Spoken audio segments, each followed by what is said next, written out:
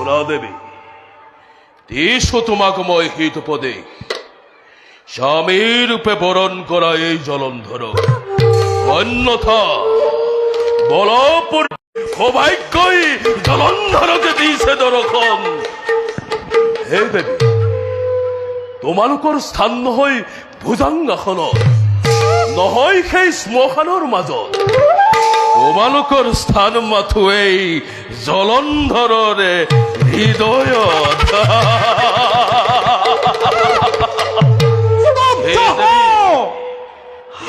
দুয়ে মোকে প্ৰেমালিংগ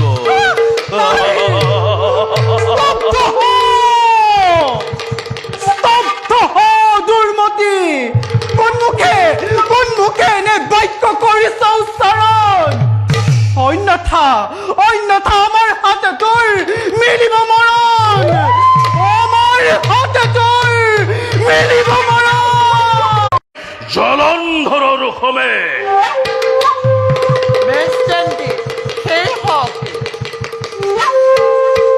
দেখা দেখা সৰ্ব জন লীলা ঈশ্বৰ লক্ষ্মী গৌৰী সাপে দৈত্য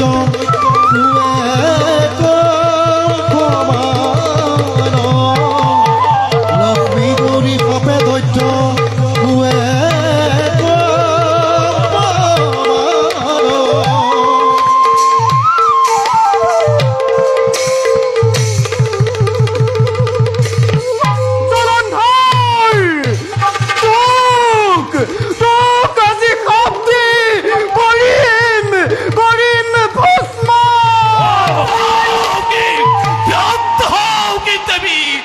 অধম নিশ্চয় কৰা অপৰাধে ক্ষমা কৰকে নিশ্চয় কৰা ভুলৰ বাবে ক্ষমা প্ৰাৰ্থী আজি তব দুয়োৰে শৰণতে শুনাহিৰা শুক্ৰ মুহূৰ্ততে লৈ যোৱা জলন্ধৰক আমাৰ সন্মুখৰ পৰা অন্যথা ঘটিব মহা অথন্তৰ শিৱৈক্য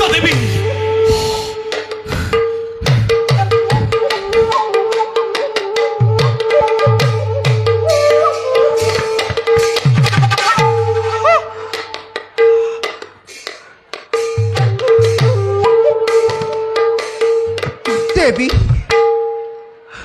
দেৱী জলন্ধৰৰ এই আচৰণ অতিকে অশুভনীয় ভোলানাথৰ অংশজাত এই দৈত্য দেৱী অমৰাৱতী নাৰীক আমি সুৰক্ষিত কৰিব লাগিব অন্যথা জলন্ধৰে অমৰাৱতী নাৰীৰ বাবে হ'ব প্ৰলয়ৰ ধূমকেতু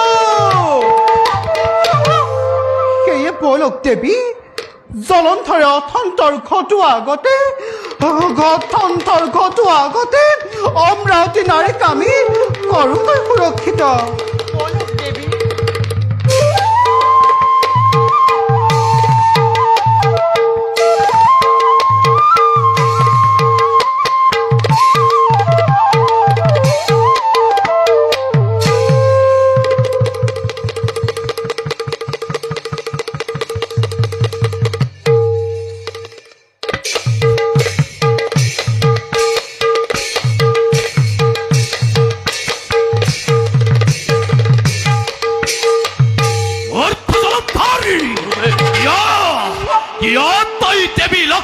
পার্বতী হইতে রং করে নিজার মরণে হরিষ কামনা বেশি পারি নলবে দেবী লক্ষ্মী আর পার্বতী তোকে মধিবরি হেত মহামন্ত্র সংজীবনী মন্ত্র আসলে দেবী লক্ষ্মী আর পার্বতী সন্মুখতে ক্ষমা করিব গুরুদেব লক্ষ্মী আর পার্বতীর সৌন্দৰ্যত হৈ আকৰ্ষিত কৰিছিলো মই এনে আচৰণ জলন্ধৰ গুৰুদেৱ প্ৰতিজ্ঞা আছিলে মোৰ বিনা তপস্যাৰে তোকে মই অমৰত্ব কৰিম প্ৰথমে অমৰত্ব দিব নোৱাৰিলো তোকে আজি মই এনে পৰৰ দিম সন্ধানে এনে পৰৰ দি সন্ধানে যি পৰৰ দ্বাৰা তই স্বৰ্গ মধ্য কৰি একাকাৰ কালনিবি কালনেবীৰ নন্দিনী বৃন্দাৰ জৰিয়তে হবি তই নবীন ঈশ্বৰ এই জগততে। কিন্তু গুৰুদেৱ এয়া কেনেকৈ সম্ভৱ? বৃন্দা এক সামান্য নাৰী, সেই মৰ্যাদা এনে মহাসতিক তই যদি পত্নী ৰূপে কৰবৰণ তেন্তে জলন্ধৰে বিনা কোনো তপস্যাৰে বৃন্দাৰ অতীত শক্তিৰ প্ৰভাৱেৰে পৰাজিত কৰি তই ৩৩ কোটি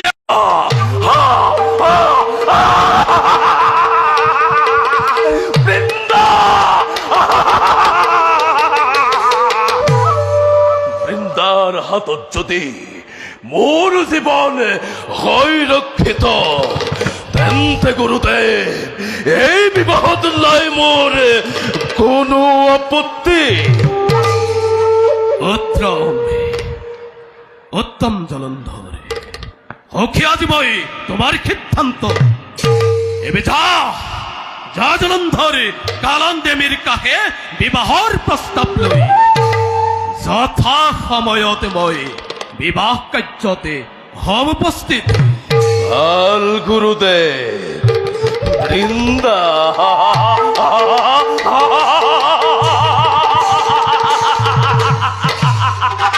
বৃন্দা বৃন্দা বৃন্দা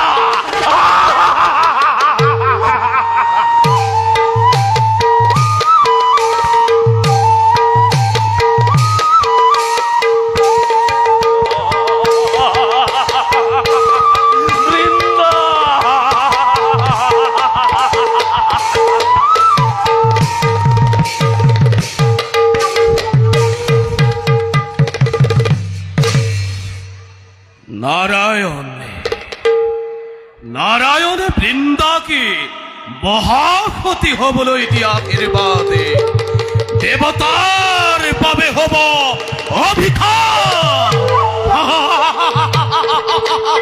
দেৱতাৰ হব পতনে আৰু দানৱ হব এই জগতৰে হত্যা কৰ্তা বিধাতা।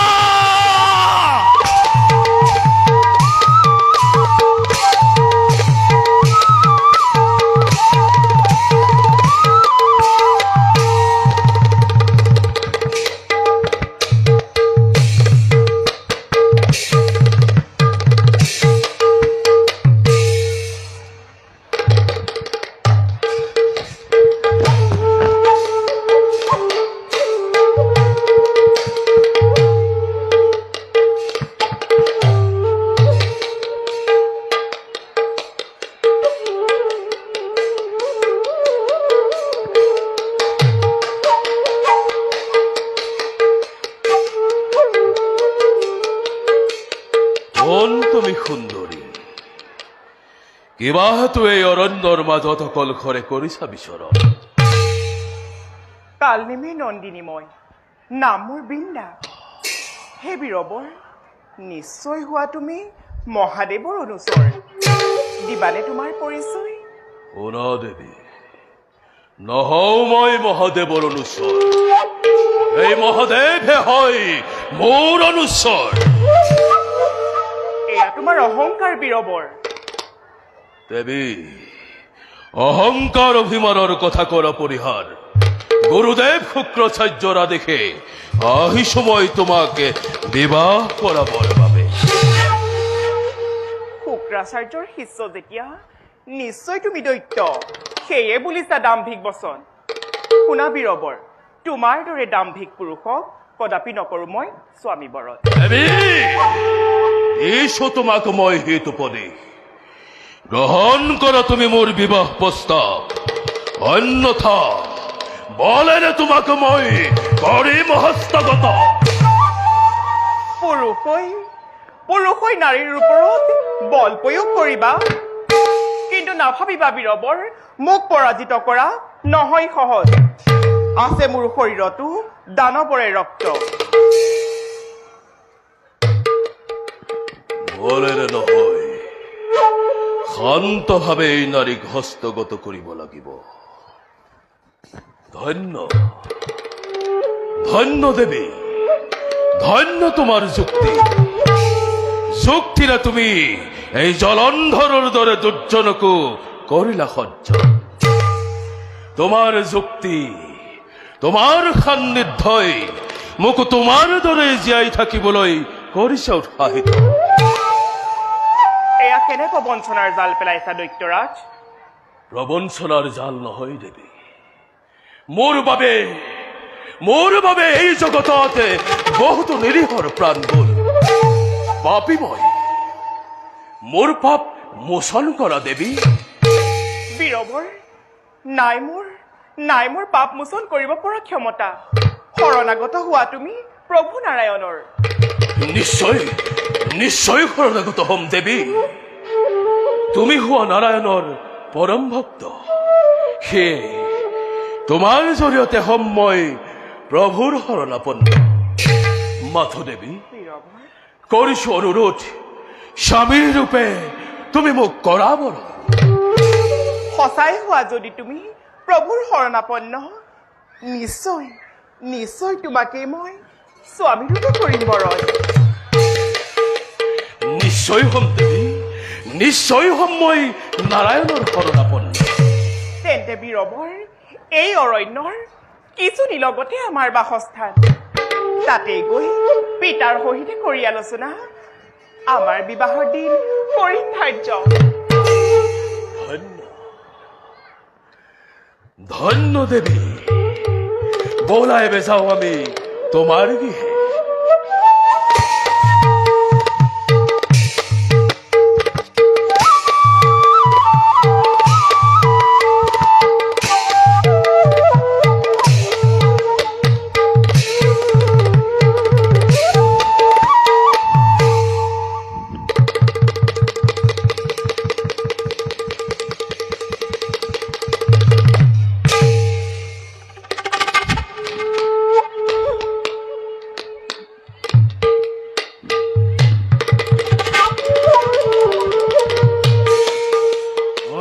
প্ৰধান কালনেবেৰ জয় হোক। প্ৰণাম গুৰুদেব, মোৰ সেৱা কৰিব গ্ৰহণ। কল্যাণ বাবা। হে ৰাজগুৰু, গুৰুদেৱ, আমাৰ তোমাৰ ওচৰত এটি সহায়ৰে অৱশ্যে প্ৰয়োজন। সহায়? হয়, গতিকে কোৱা, কৰিবানে আমাক সহায়? ৰাজন,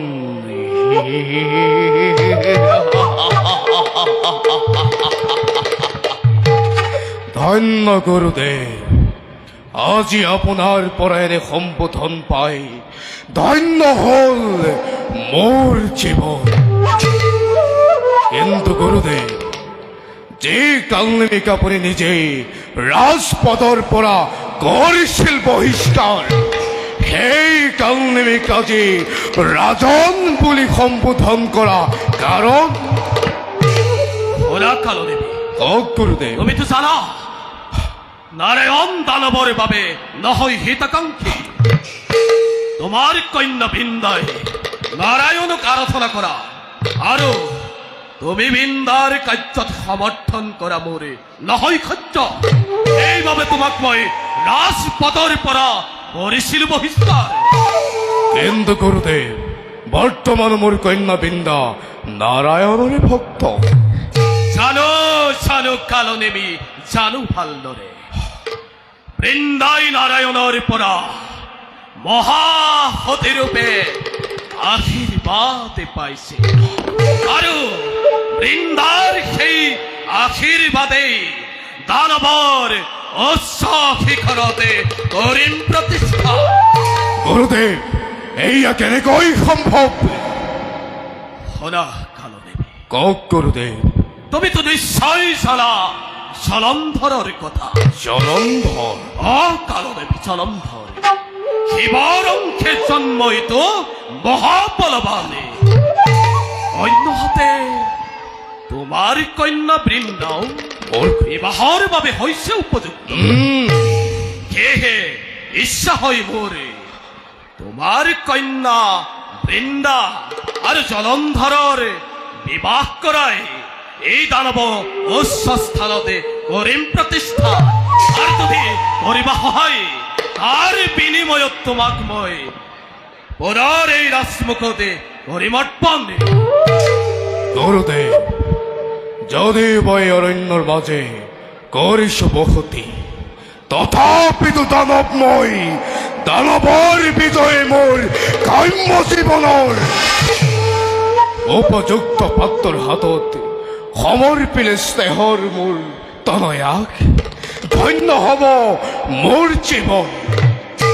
কিন্তু গুৰুদেৱ, সিদিনা জলন্ধৰে আকৰ্ষিত হৈ দেৱী লক্ষ্মী আৰু পাৰ্বতী সৌন্দৰ্যৱতী দুয়ো দেৱীকে বিবাহ কৰাবৰ বাবে হৈছিল প্ৰস্তুতি। সেয়েহে গুৰুদেৱ, যদি ভৱিষ্যতে অন্য নাৰীৰ সৌন্দৰ্যতে আকৰ্ষিত হৈ জলন্ধৰে মোৰ তনয়াকে কৰে পৰিত্যাগী, তেতিয়া কি হব? কি হব মোৰ কন্যা? আৰ বাবে তুমি নকৰিবা চিন্তা।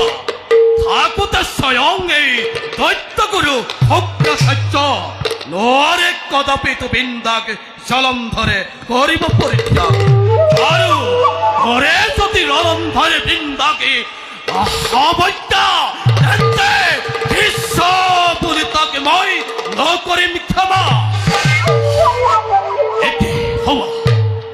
জলন্ধৰৰ খামে বৃন্দা এই দিশে আহিব লাগিছে।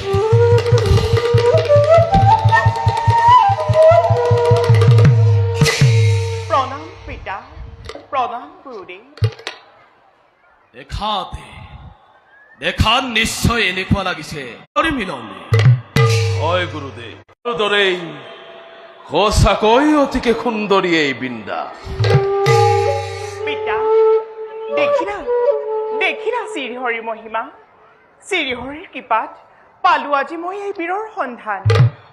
পিতা, দিবানে এই বীৰক বৰমাল্য পিন্ধাবৰ বাবে আদেশ। বৃন্দা, পিতা, গুৰুদেৱ আৰু মই এই সম্পৰ্কত কৰিছিলো আলোচনা। যেতিয়া দুয়োৰে ঘটিছে মনৰ মিলন, নাই মোৰ কোনো তাতে অলপো আপত্তি। তেন্তে আৰু বিলম্বৰ নহে প্ৰয়োজন।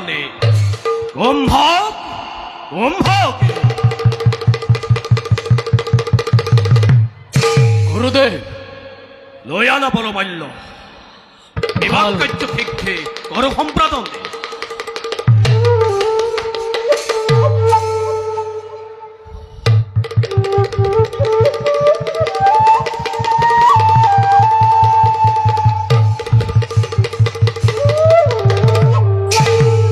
গুৰুদেৱ, লোৱা এই বৰমাল্য। দুয়োৱে দুয়োকে বিহাই বিবাহ কাৰ্য কৰা সম্পাদন।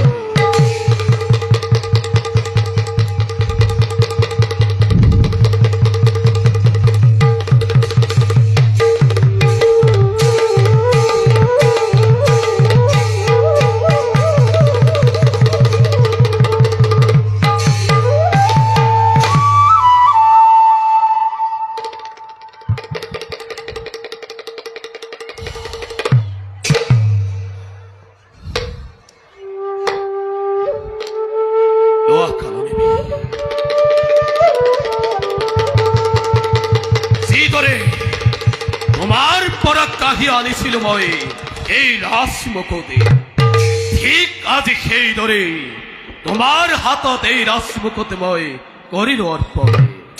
পুনৰ তুমি এই পাতালৰ ৰজা হৈ দানৱ কুলে কৰিবা শাসন। এতিয়া সকলোতে নিজ নিজ কৰ্তব্যতে অগ্ৰসৰে। গুৰুদেৱ।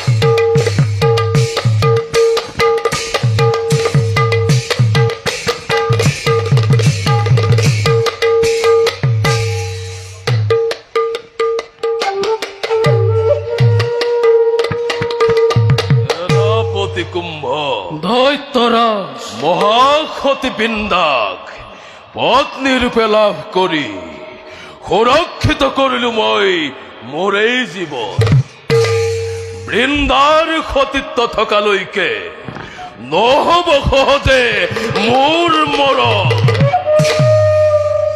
শুনিছো স্বৰ্গপুৰ স্বৰ্ণেৰে নিৰ্মিত পরিত্যাগ করি পাতালর ঘোর অন্ধকার বিতাড়িত করি দেবতা স্বর্গর পরা এই স্বর্গর পরাই এই জলন্ধরে সমস্ত জগতে করিব শাসন।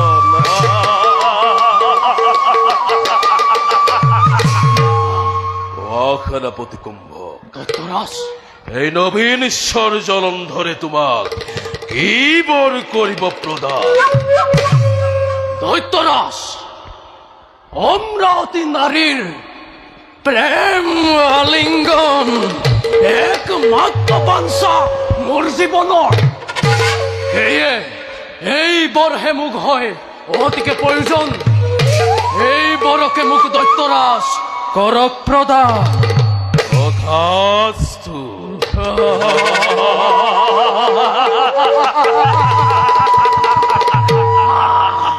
মাথো সেনাপতি কুম্ভ দৈত্যরাজ আজও করা তুমি রথি মহারথী স্বর্গপুরে করি আক্রমণ লাভ করিম মই রথর্গ রাজসিংহাসন আর পাবা তুমি অমরাবতী নারীর প্রেমালী।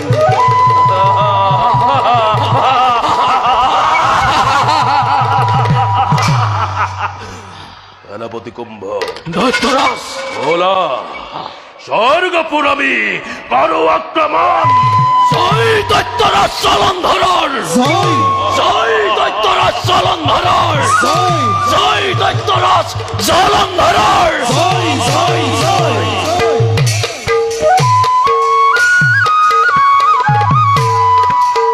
যুদ্ধ যাত্ৰা চলে দৈত্য জলন্ধৰ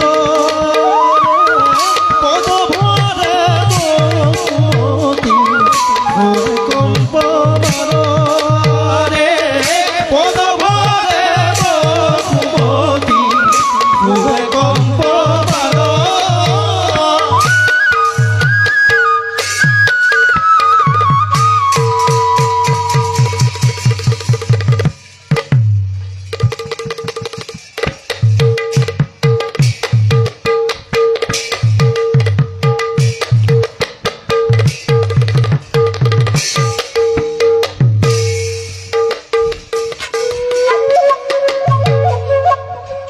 দেৱগণ আজি মোৰ সঘনে কঁপিব লাগিছে বাওঁ বাহু আৰু বাওঁ চক্ষু সঘনে শুনা পাওঁ চিগালে দিয়া অমংগলৰ সংকেত। সৌৱা শুনা দেৱগণ চিগালে দিছে অমংগলৰ সংকেত।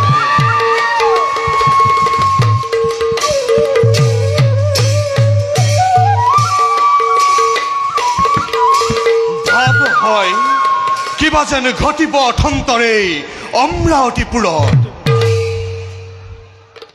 জয় দৈত্যৰাজ জলন্ধৰৰ জয় দৈত্যৰাজ জলন্ধৰৰ জয় দৈত্যৰাজ জলন্ধৰৰ জয় জয় জয় জয়।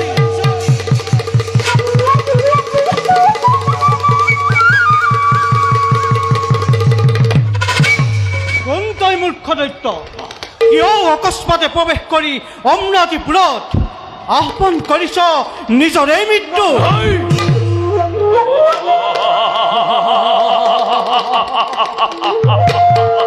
সেনাপতি কুম্ভ, দৈত্যরাজ ও নীলা দেবতার দাম্ভিক বসন, যি দেবতাই দানবর ক্ষমে রণ করি বারে বারে করে পলায়ন, এই দেবতাই মৃত্যুক জয় করা এই জলন্ধরক দিছে মৃত্যুর ভয়। ওম দেবেন্দ্র, ইচ্ছায় অর্পণ করে নরগর রাজ সিংহাসন, অন্যথা বলপূর্বক ভাবে কাহিরম তুরে রাজ সিংহাসন। মূৰ্খ, দানৱ হৈ আশা কৰিছ তই স্বৰ্গৰ ৰাজ সিংহাসন। ললো এই বজ্ৰৰ পহাৰে পঠা মাজি তোক যমৰ নগৰে। দেৱগণ, তেন্তে কি চাই আছা? হস্তে হস্তে কৰা লিংগন। দেখা দেখা র দেখা দেবদান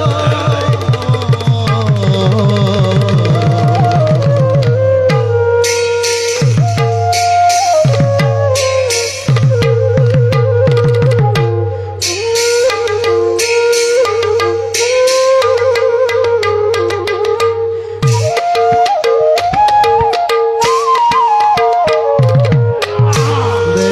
দেখা রণ দেখা দেবদান দেখা দেখা রণ দেখা দেবদান পদ ভরে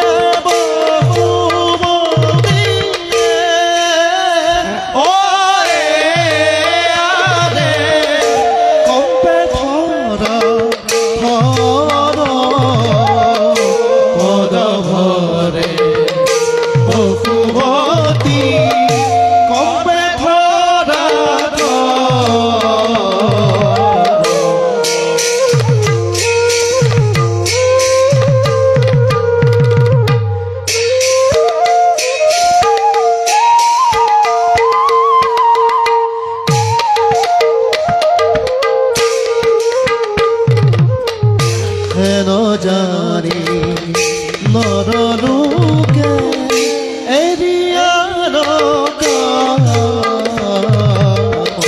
হেন জানি নরলোকে এরিয়ার পাতক স্বরূপ দেখিয়ে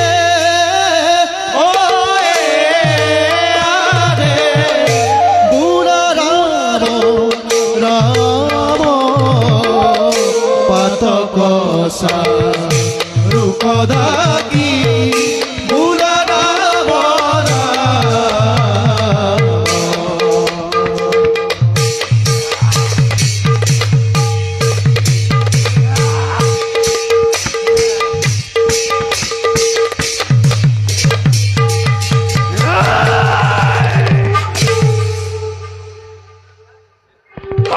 পুরুষ দেবতা এই শক্তিকে লই অবলা নারীর সতীত্ব কৰিছ হৰণ। জীবন এই দানৱৰ সমে ৰণক্ষেত্ৰ এৰি কৰ পলায়ন। পদ্ম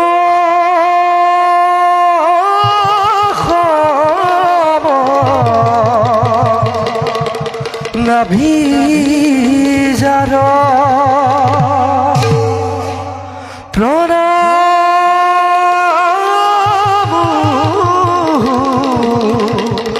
বারম্বার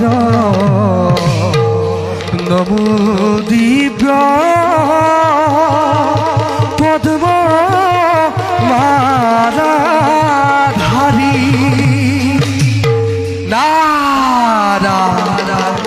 প্রণাম দেবরে।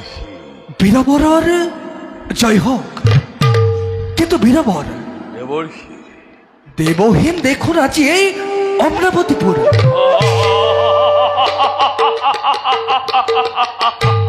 শোনা দেবর্ষি বীরবর খন্তে কাগতে স্বর্গপুরেরই দেবতাই করিলে পোড়া। ও নারায়ণ ধ্বংস করি স্বর্গর নন্দন কানন ইন্দর ইন্দত্তময় করিলু হরণ। নারায়ণ নারায়ণ তেন্তে স্বর্গাধিপতি জলন ধরন জয় হোক। কিন্তু বীরবর দেবর্ষি মহাদেৱৰ অংশজাত তুমি, তেনেস্থলত তুমি অমৰাৱতীতকৈ কৈলাশ ধামৰহে অধিপতি হ'ব লাগিছিল। দেবৰ্ষি বীৰবৰ পূৰ্বতে মোৰ মনতো আছিল ইচ্ছা পৰাজিত কৰি শিৱকুলপানীক কৈলাসপতি হব এই জলত। নাৰায়ণ কিন্তু দেবৰ্ষি বীৰবৰ কৈলাসতকৈ কত গুণে সুন্দৰ এই অমৰাৱতীপুৰ। অ নাৰায়ণ নাৰায়ণ তুমি ভুল বুজিছা বীৰবৰ। হ'ব পাৰে অমৰাৱতী স্বৰ্ণখচিত, তথাপিও দেৱতাই ব্ৰহ্মা বিষ্ণু ৰুদ্ৰৰ সহিতে মিলি কৈলাশ ধামতে দুষ্ট দানৱক বধ কৰাৰ ৰচে ষড়যন্ত্ৰ। আৰু বৰ্তমান কৈলাশ ধামত তোমাৰ মৃত্যুৰ ৰচিছে ষড়যন্ত্ৰ। হে বীৰবৰ এই অমৰাৱতীত থাকি মৃত্যুক লাগেনে নে কৈলাশ ধামত থাকি অমৰত্ব লাগে, তাক তুমি নিজেই কৰিবা বিবেচনা। বীৰবৰ দেবৰ্ষি হেবে মই আহিলো হে বীৰবৰ। নাৰায়ণ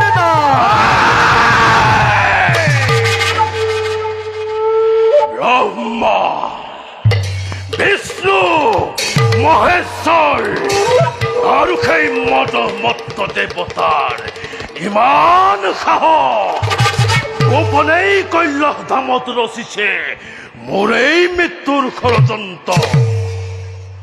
এইবাৰ হস্তে খস্তে দানৱৰ সহিতে কৈলাসপুৰ কৰি আক্ৰমণ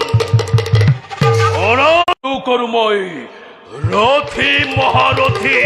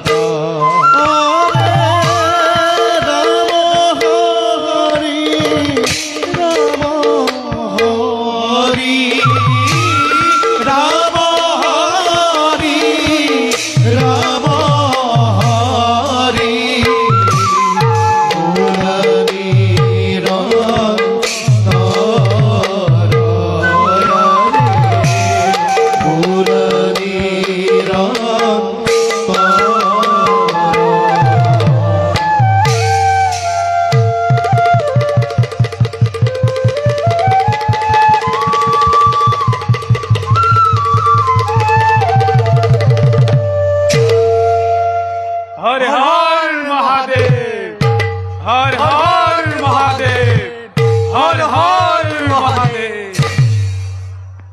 বিশ্ব ব্ৰহ্মাণ্ডৰ প্ৰলয়ৰ ধূমকেতু দুষ্ট জলন্ধৰক বধ কৰিবৰ বাবে প্ৰভু নাৰায়ণ সহিতে ব্ৰহ্মাদেৱ আৰু প্ৰভু ভোলানাথে বৈকুণ্ঠ কৈলাশধামত আলোচনাত হৈছে মিলিত। প্ৰভুৰ অনুপস্থিতিত আহিব পাৰে অশনি সংকেত কৈলাশধামে। সেয়ে প্ৰতি ক্ষণে ক্ষণে থাকিবা প্ৰস্তুত ৰণ ক্ষেত্ৰত অগ্ৰসৰ হ'বৰ বাবে। এবে ব'লা যাওঁ আমি নিজ কৰ্তব্যত হওঁ অগ্ৰসৰ। ব'লা।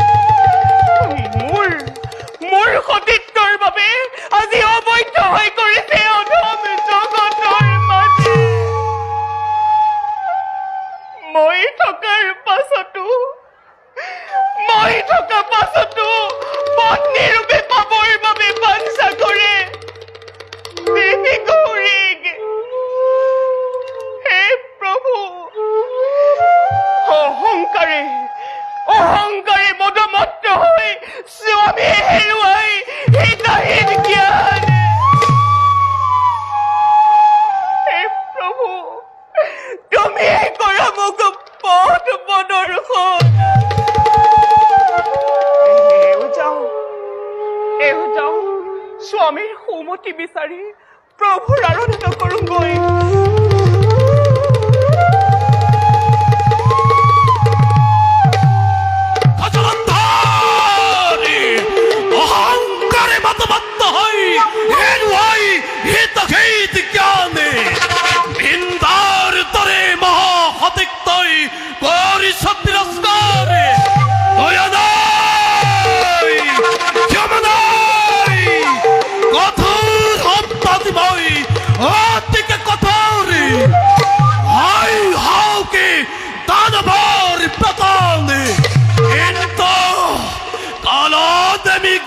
প্ৰতিশ্ৰুতিময় কৰিম ৰক্ষা জলন্ধৰ এই তোৰে মহাদেৱৰ হাততে মিলিব মৰণ।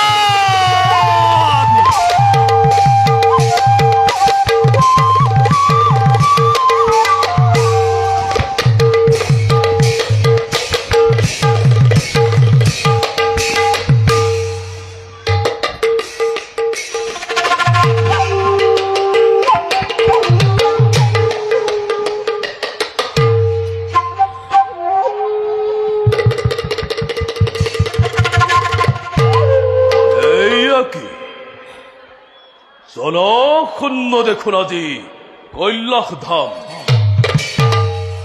নিশ্চয় এই জলন্ধৰৰ কৈলাশ আক্ৰমণৰ বাৰ্তা পায় শিৱ পাৰ্বতী সহিতে শিৱ অনুস্বৰে কৈলাশপুৰ এৰি কৰিলে পলায়।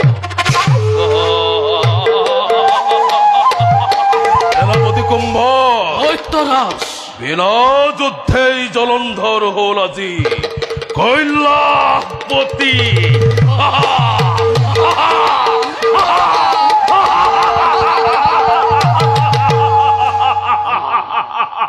সেনাপতি অলায় এবে জয়ধ্বনি মেদিনী কপায়। জয় কৈলাশপতি জলন্ধৰৰ জয়, জয় কৈলাশপতি জলন্ধৰৰ জয়, জয় কৈলাশপতি জলন্ধৰৰ জয়।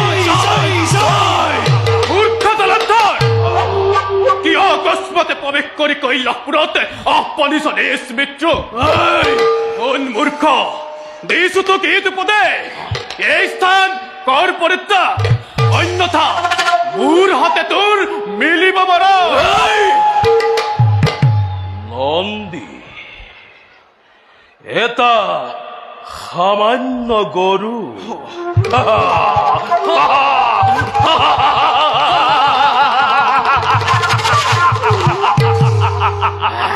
হন হন হের মদমত্ত গরু, তোর ভয়ত এই জলন্ধরে কৈলাস ধাম নকরে পরিত্যাগ। তোর ইমান খাহ নন্দিক তই করিস অপমান। দয়া নাই, ক্ষমা নাই, পাবি যদি তার যোগ্য প্রতিফল। নন্দী কি হয়েছ? আক্রমণ করা না করি পালা।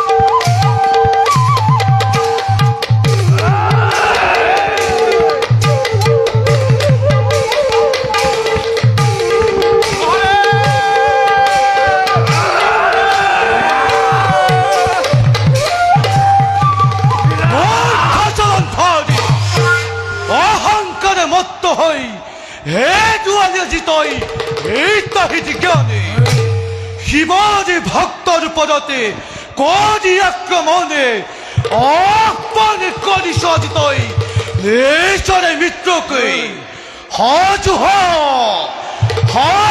হ মূর্খ মদনদে পাবে। ভোলানাথ, বিনা যুদ্ধে এই জলন্ধরে মৃত্যুকে ন করে আলিঙ্গন। ক্ষান্ত হওয়া মহাদেব, ক্ষান্ত হওয়া জলন্ধর, খুনা জলন্ধর, পালন কর্তা আমি এই জগতর। সেয়ে দিছো তোমাক হিতু পদে, অহংকার কৰি পৰিত্যাগ, শৰণাপন্ন হোৱা মহাদেৱৰ ওচৰত। ওরা প্রভু, তুমি হুয়া মোর ভাজ্যার আরাধ্য দেবতা, সেই হেতু হুয়া তুমি মোর আরাধ্য দেবতা। তথাপিও ক্ষমা করিবা প্রভু, নোৱাৰিম পালিব মই তোমাৰ হাতে। দুষ্টকে দমন আৰু সন্তক পালন কৰাই আমাৰ কৰ্তব্য প্ৰধান। সেয়ে পাহৰি আজি ভক্তৰ ভক্তি, সৃষ্টি ৰক্ষাৰ হেতু যুদ্ধ মই কৰিলো আহ্বান।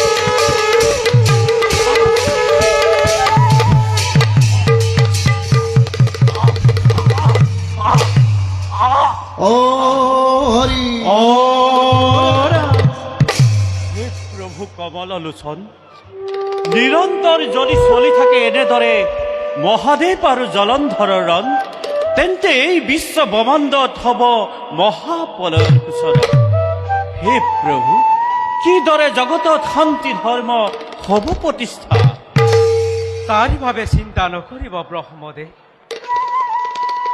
মোৰ এই ভক্ত বৃন্দাৰ পতিব্ৰতা ধৰ্ম বৰ্তি থকালৈকে জলন্ধৰৰ নহয় মৰণ আৰু সেয়ে দেৱঋষি নাৰদৰ দ্বাৰা আৰু আমিও লীলা কৰি বৃন্দাৰ পতিব্ৰতা ধৰ্ম কৰিম সমাপন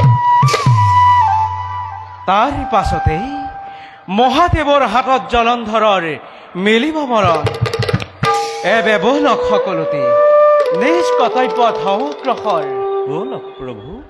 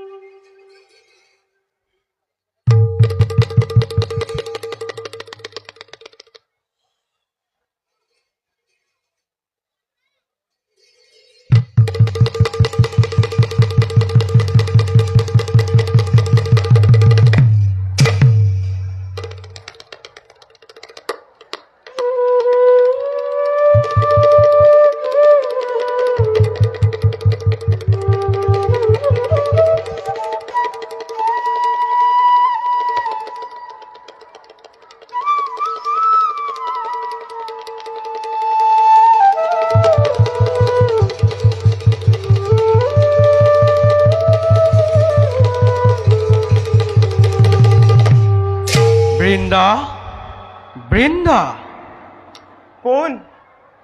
কোনে মোৰ প্ৰভুৰ আৰাধনাত ঘটাই ব্যাঘাত মই তোমাৰ স্বামী জলন্ধৰ কিয় আহিছা তুমি মোৰ কাষ চাপি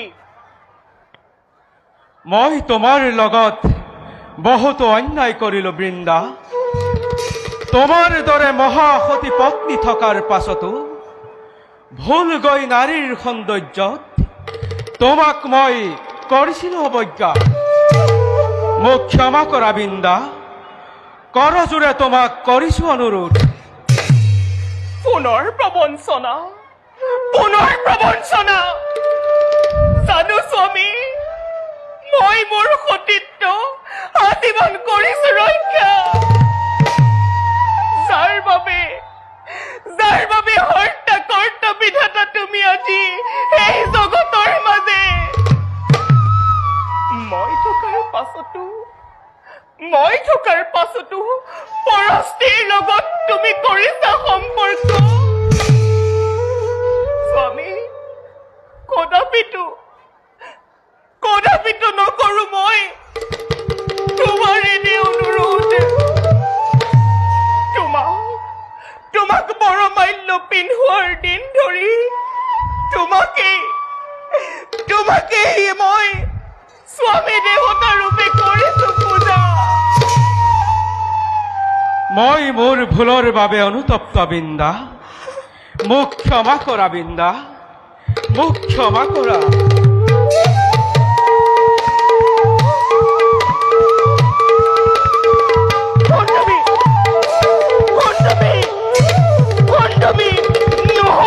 নোহোৱা তুমি মোৰ স্বামী দেৱতা এৰি দিয়া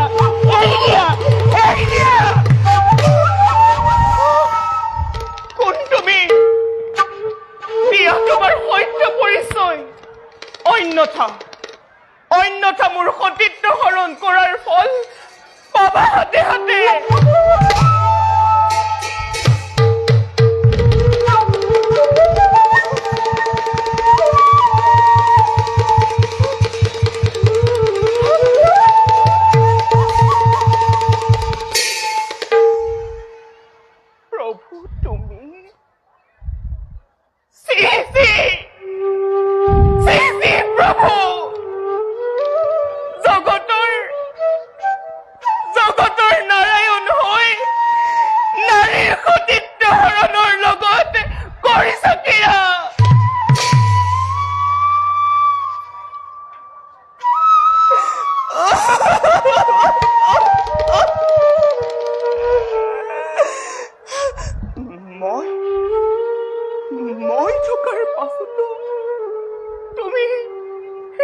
এনেদৰে মোৰ লগত কৰিলা অন্যায়